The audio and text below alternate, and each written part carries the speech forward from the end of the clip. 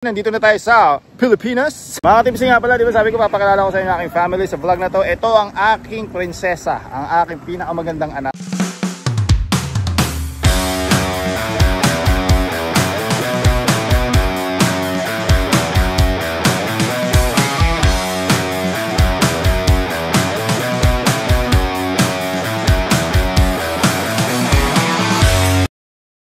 Direct flights from here to Japan now. Yeah.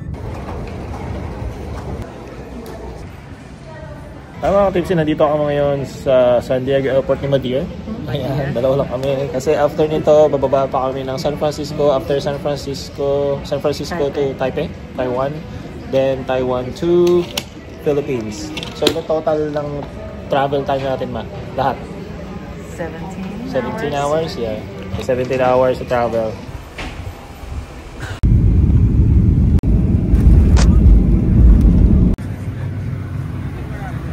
At ayun nga mga katipsi, nandito na tayo sa San Francisco, California. Magko-connecting flight tayo papuntang Taiwan. Yeah, masaya itong vlog natin dahil 2.5 years bago uli ako nakabalik ng Pilipinas. Magbabakasyon si Madirma. Ikaw ma, kailan yung last na uwi mo pa ng Pinas? 6 years ago, 2019. Ay, matagal na.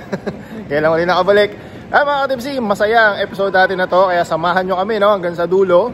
Dahil sa episode na to, papakilala ko sa inyo yung pamilya ko. Ayan, makikilala nyo yung mga anak ko at yung mga asawa ko. Yung asawa ko, isa lang, syempre. Habang naglalakad tayo at hinahanap namin yung gate namin, papunta sa next flight natin, intro muna tayo. Let's go!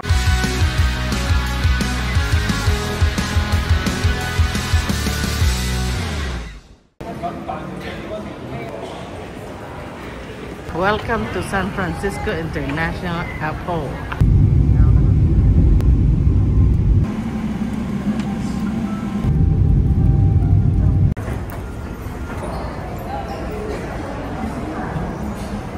Ay mga katipsi, nakalapag na kami dito sa Taiwan Airport. Grabe, 13 hours. Ang sakit sa puwet. Moranas ko, lumabas na yata. 13 hours sa ere. And thank God, nakababa tayo dito. So, connecting flight tayo. Last na. Punta na tayo ng Philippines. Habang naghihintay tayo dito sa Taiwan Airport, kain tayo nitong ano nila, grilled pie.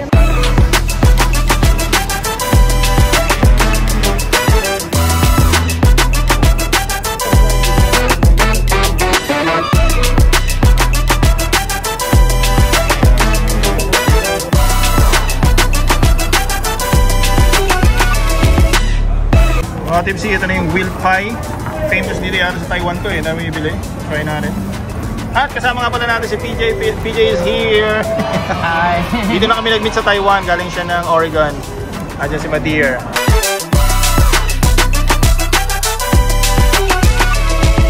Oh, okay. I think that's a cream cheese. Yeah. They have two flavors, peanut butter. Oh, they combine it. Yeah, they put it together. Yeah, they put it together. Peanut butter and cream cheese. Oh, it's hot. That's good. It's not like over sweet, so it's good. Okay, let's try it. 4.5 out of 5 stars. 4.5. Try natin. Grabe, lambot. Sarap nga. Tama, hindi masyado matamis. Sarap.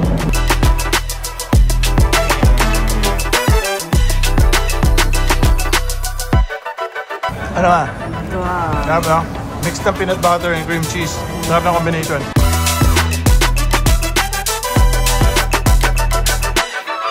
Alright mga katipsi, we just landed here in the Philippines. Hi bro, did you feel the heat already? Yeah, a little bit. Hi. Oh, hello Philippines, mabuhay! Hello, matang people, mabuhay. Ay mga katipsi, samahan nyo kami sa buong vlog natin sa episode na to ha. Masayang vlog to sigurado. Jump na agad tayo sa next scene. Let's go! Oh, may nga mga katipsi. Jump na tayo sa next scene. Nandito na tayo sa Pilipinas. Ngayon mga katipsi, nandito tayo sa Las Casas, Pilipinas de Acuzar. Dito yung lugar na parang yung mga makalumang bahay pa. Isa rin to sa magandang puntahan dito sa Pilipinas. Kaya papasok tayo, libutin natin. Ito yung entrance mga katipsi. Tapos akit tayo dito to reservation. Pwedeng walk-in, nag-walk-in lang kami. Pero pwede ding magpa-reserve online. Ayan, ito yung bahay, makalumang bahay. Sa panahon ng mga Kastila.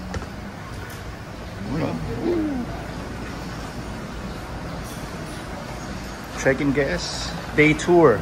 Ayan, day tour tayo. Sugarcane, huh?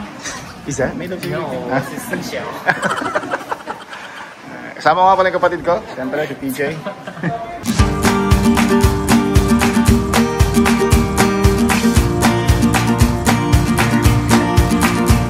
Saan naroon ang mga katipunero?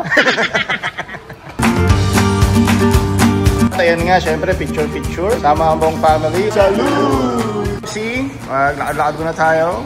Yeah. Start na ng paglalakad-lakad natin at pag-ikot-ikot din eh. Ayan ang aming family. Ito nga pala yung kapatid ko. Oh, di ba? Sexy. Salud! Laki pala ng property mo dito sa Pilipinas. Galing, oh. Oh, ganda siya. Klase ko. Kita mo dyan. Itong mga lupain na to, ano to? Hindi akin. And the Spanish said, "Give me your land, Filipinos." You know how long the Spanish conquered the Philippines? No, 333 years. Oh wow. Yeah. Older than the United States. Yeah. It's crazy. Dang. See, ito yung map niya. Maraming pwedeng puntahan, ikutin. Ayan.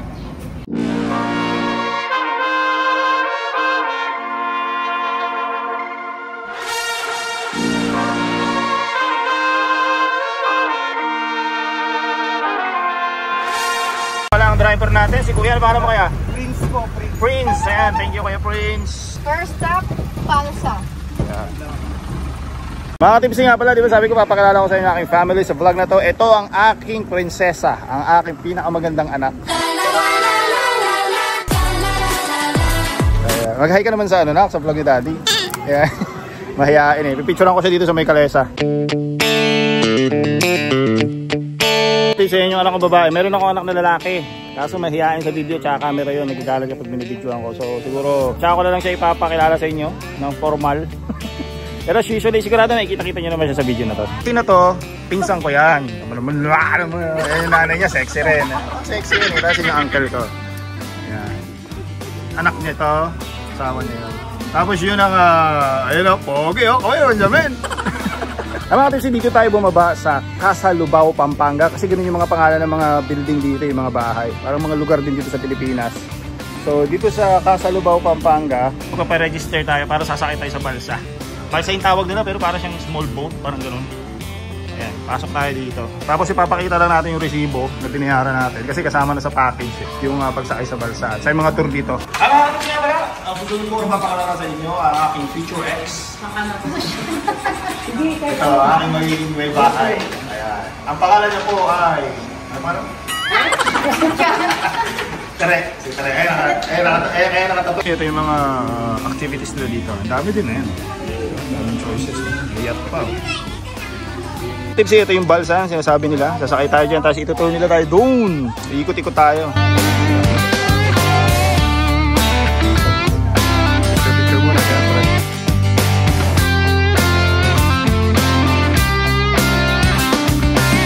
Ayun na, tagatulak ka ni Kuya. Alis na tayo at nagiging para na si Utol. Natakot niya. Ang ilog na to?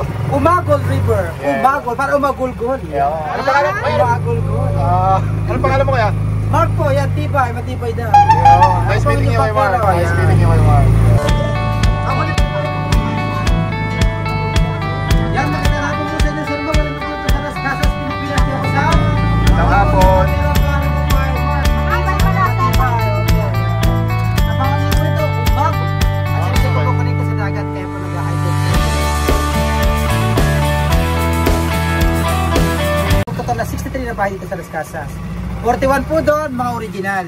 Yung 22, replica na lang po, tsaka archival house. Dami rin palang original, no? Saan galit ang mga bahay na ito ngayon? Galing po sa iba't ibang lugar dito sa Pilipinas. Iba't ibang lugar po yan. St. Joseph Cathedral sa Balanga, Bataan. Ito replica lang kuya. Replica na lang po yan. Ganda. Ang galing Dito ng po tinatawag pagkagawa. yung Santuario de San Jose. Open na po sa kasal yan. Marami na po dyan kinasal. Ang hindi ko lang po alam kung sila pa. Dato o Sultan Marawi. Ganyan po Kuya Mark! yung mga dato ng araw. Kuya Mark, pakiulit po yung sinabi mo dito. Ayan po ating Casa Maranao from Mindanao. Bahay pa yung mga dato o Sultan Marawi. Oo naman. Ito yung mga bahay ng mga Yan sultan. po yung pinakamalayong pinagmulan Maranao.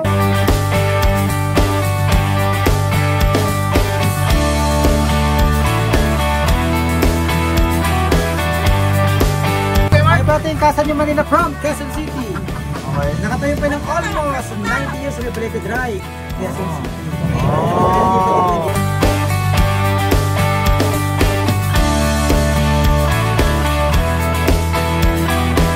Mga tipsy, mag-house tour tayo dito. Ito to nakuha nila 100% na bahay. Inipat dito. Pero ito yung bahay natin nasa namin. Naman tayo mga katipsi. Dito sa bahay na nakuha daw nila ng 100%. Hindi siya replica. May turbo cars, shoes. Hubarin yung shoes. Okay. Yung mga shoes, respect sa house owner.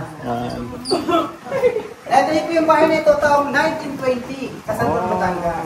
Pero, kung bagay telepono mo na yung mobile telepono pag ginamit pa sa bahay na ito. Tumutulog yan pagkagabi lang. Ibig sabihin talagang gumagana to before, no? Mobile pa telepono nila, talagang mayaman sila, oh.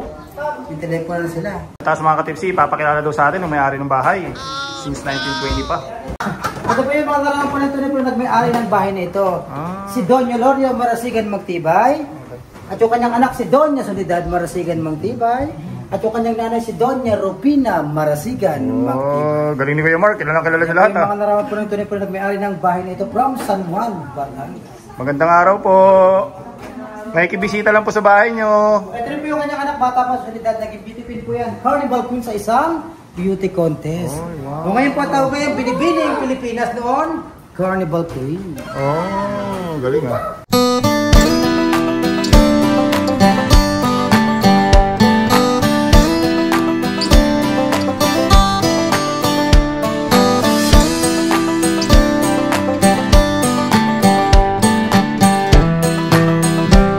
Ano kaya ito? Yung kwarto ni Solidad at Chulita yung kanyang anak ni Solidad. Palayo niya Chulita, yan po yung kanyang nahiga ni Chulita. Original din talaga? Original ng frame lang ha. Pero yung kutsyon, hindi na original. Okay. Pero yung frame original. Ako yung pangalan talaga sa Chulita. Hindi mo wala. Kasi ito, ano ito kayo? Ventilator ka mo? Ventanilla o ventilation. Binubuhay para yung hangin. Pumapasok yan para aircon po ito. Ventanilla. Galing ha? Nung araw, ganyan yung mga aircon. Yung hangin yan, presko-presko. Galing ha? Ganda. Ito na po yung kanyang pinaghihilang po sa tawag ito, Labatera. Diyan siya naghihilang. Ito may tubig ito, sinasali niya dyan. Mga mayayaman ng araw kaya, no? Mayayaman. Galing. Kasi yung kanyang salamin tawag doon, Tokador. Ito Tokador. Galing. Bigyan din yung Tokador na yan. Galing ni Kuya Mark Galing mo Kuya Mark. Ako bahala sa'yo maya. Nandito tayo sa dining area, sabi ni Kuya Mark. Ito ang pinakadining table, isang pong narating po yan, one piece din po ito. Wala rin po yung pinakakat o dugo. Yan po talaga yung mga ano po nila. Ito na nyo yung detailed ng bahay. Ang ganda. Talagang pulido. Ganito yung mga bahay ng mga mayayaman noon. No? Grabe, no? Tapos na nating house tour. Dito sa bahay nila Don. Ano paano kaya? Don Lorio Marasigan. Balik tayo sa balsa. Bababa na po kami. Marami pong salamat sa pag-allowed na magbisita ang inyong bahay. Thank you po.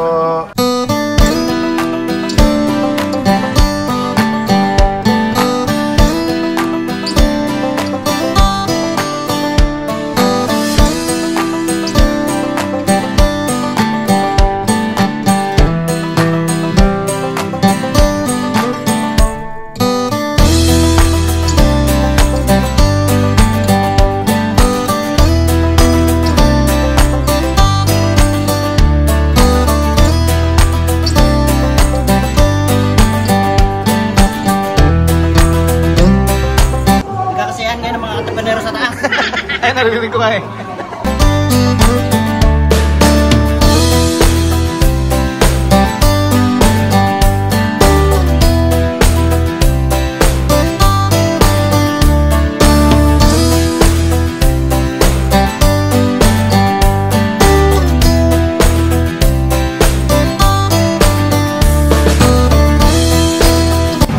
May mga tipsy pati yung pagluto na ng pizza oh.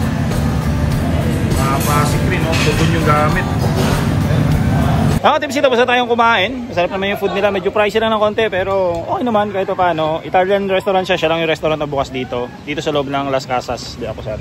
Pero okay naman. Masarap naman yung pagkain. Ngayon, next natin is walking tour naman tayo. So maglalakad tayo. Mayroong tour guide na mag-explain. Munting paglalakbay ngayong hapon. So muli isang magandang hapon po sa inyong lahat. Bibigay galang at respeto sa mga nagmay-ari ng bahay. yung mga salitang Espanyol ang ibig sabihin po sa Tagalog ang mga bahay sa Pilipinas ni Acuzar. So yung Acuzar, ito po yung mismong apelido ng pamilya ng may-ari ng resort na ito. So nagsimula po silang mangolenta ng mga lumang bahay in the year 2000 at binuksan naman po nila ito sa publiko in the year 2010. So kung mapapansin nyo po, inabot ng 10 taon na pagsasagawa ang resort dahil ang lahat po ng mga bahay na nakikita nyo po dito ngayon ay masusi po munang pinag-aralan bago inilipat dito sa resort.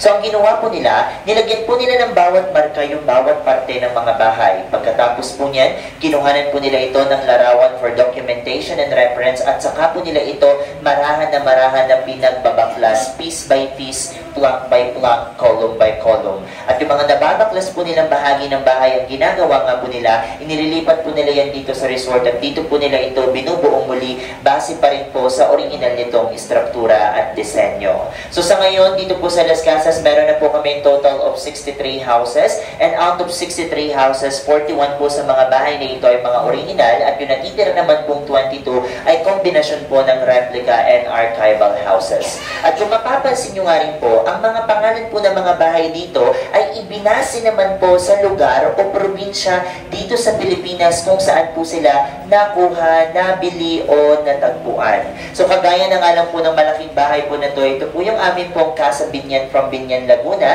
at ito po yung ancestral house ng lolo ng ating pong pambansang bayani na si Dr. Jose Rizal.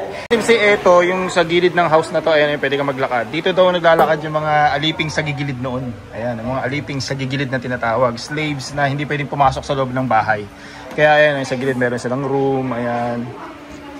Dito lang naglalakad yung mga alipin na parang limited lang sila sa labas ng bahay. Tapos yung alipin na meron ding mga alipin na pwede na pumasok sa loob ng bahay.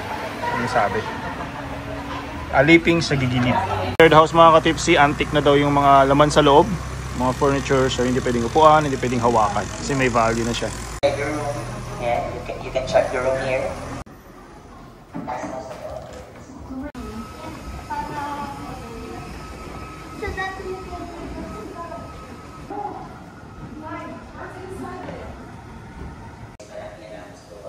Ala, may sumisilip. May multo.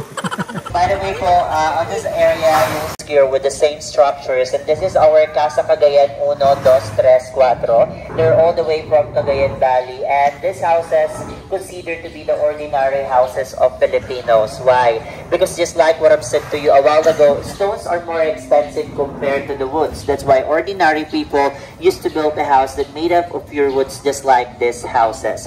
Oy, nagtuturo kami doon, kayo nagchichismisan kayo dito. Ganito talaga mga Pilipino, eh. Dahil naman nasa ano pa eh, nasa hagdan eh. Sa hagdan nagchichismisan. This is the iron? The old plancha? Yes, the old plancha. Okay, so this is the old iron that we were using here in the Philippines before, okay? So, by the way, we call this plancha prinsa de paa. So from the word itself, paa, so meaning to say they're not using their hands to iron their clothes before, instead they use their feet or paa. We're using this prinsa de paa before, all you need to do is to wrap your clothes here properly. So after you wrap your clothes here properly, you're going to put this long wooden thing at the top of it, just like this. And here, you'll see this hole, you're going to insert your one foot, and then your other foot will be put at the top of it, just like this. So it looks like you're skating or surfing. Yeah.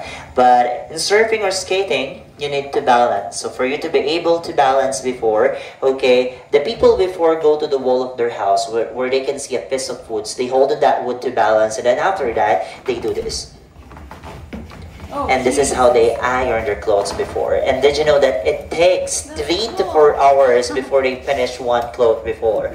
Why? Because it's very difficult for us to produce heat using a friction. That's why they spend more time to create more heat to remove the crashes from their clothes. Ay mga tipsy, tapos na yung tour natin dito sa Las Casas, Pilipinas. Ako sa uwi na tayo. Maganda naman. Buong araw dapat maaga kayo para ma-enjoy nyo talaga. Nagbubukas sila 8 AM, so hanggang 5 PM yan. Uwi muna tayo. Let's go!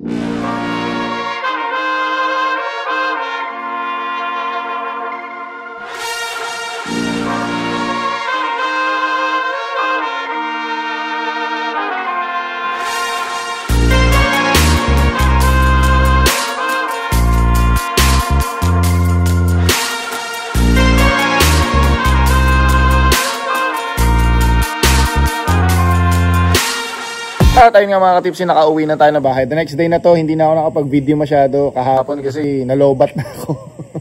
So panibagong araw na to mga katipsi, nandito tayo ngayon sa bahay namin dito sa Pilipinas. At mag-aalmusal tayo, let's go. So tayo sa loob mga katipsi. At ito, papakilala ko rin sa inyo to. Sabi ko diba, papakilala ko yung parte ng pamilya ko. Ito si Bella. Bella, let's go. Pagka dito, kilala niyo pa rin ako. 2.5 years na ako wala, kilala niyo pa rin ako. Ano, mag-hi ka sa vlog. Mag-hi ka sa vlog. Say mo, hello vlog. Tayo yan, ha? Baka mo pa rin yan sa akin hanggang ngayon. Ayan, almusal tayo. Bibigyan ka ito pagkain. Wait lang. Oh, kain ka na. Bella, doon. Kain na siya. Tayo mga tips yun. Almusal yun tayo. Ito na yung almusal natin. Yun, oh.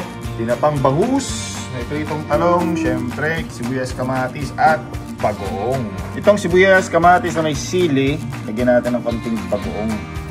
Tapos, konting suka, syempre. Yan. Tapos, lagyan natin. Tapos, lagyan natin yan ito. Mainit-init pa na prito talong. Ha? Haluin lang natin yun dyan. Sama ng balat yan, syempre. Ito mga tips, masarap to kinakamay. Bangus. Lagyan natin sa kanin. Talong, syempre. Sibuyas, kamatis. Ang init eh, kaya kutsara ako eh. Ay, masarap kasi ito kinakamay talaga. Boom! Mga tips, tara, almasal tayo. Ito ang isa sa paborito nating almusal dito sa Pilipinas, siyempre, tinapa. Tinapang bangus, tinapang galunggong, diba? Tinapang aligasin, yan, champion talaga yan. Kapag kasi mga tips after dun sa Las Casas de Acosar, umuwi na kami. So, yung mga magbabakasyon sa Pilipinas, na mga kasama natin, mga katipsi natin dyan sa US, subukan nyo mga katipsi, Las Casas de Acosar, maganda naman siya. Something to visit, something different. Parang siya something na magta-travel ka sa past. So, yung entrance doon, 2.5. Sulit naman yung tour. Maganda yung place. Yung food, okay din naman. Italian food. May Filipino restaurant daw doon, kaso nagsara na. Eh mga tipsi, isa sa reason kung bakit ako na Pilipinas, hindi na talaga bakasyon. Gusto ko kayong imbitahan sa nalalapit kong pagpapasakal. Pagpapakasal. Baka sa mga susunod na video natin, na-upload ko rin yun para makita nyo kung interested kayo, di ba? Para madala ko na rin dyan sa US yung pamilya ko. Siyempre, tayo mga Pilipino, isa yan sa goal natin, di ba? Yung makasama natin, yung mga pamilya natin sa araw-araw. Kaya siguro mga tips yan, dito na muna tong first episode natin sa bakasyon natin dito sa Pilipinas. Abangan nyo yung mga susunod natin upload. Magagala pa tayo sa ibang lugar. Siyempre, kakain pa tayo ng masarap na pagkain. Pasensya na kayo kung sa episode na to, medyo konti lang yung napakita kong food kasi doon sa lugar na pinuntahan natin is limited lang yung pagkain. Pero sa mga susunod na episode, dagdagan pa natin yung mga food trip natin, siyempre. Kaya maraming salamat sa mga nanonood mga tips at sana panoorin nyo pa yung mga susunod nating upload. At makadalo kayo dun sa kasal ko, kahit dito na lang sa video at mapanood nyo, parang kasama rin namin kayo. Hanggang dito na lang muna mga tipsy. Maraming salamat sa walang sawa niyong suporta. Always remember, stay tipsy lang. Salud!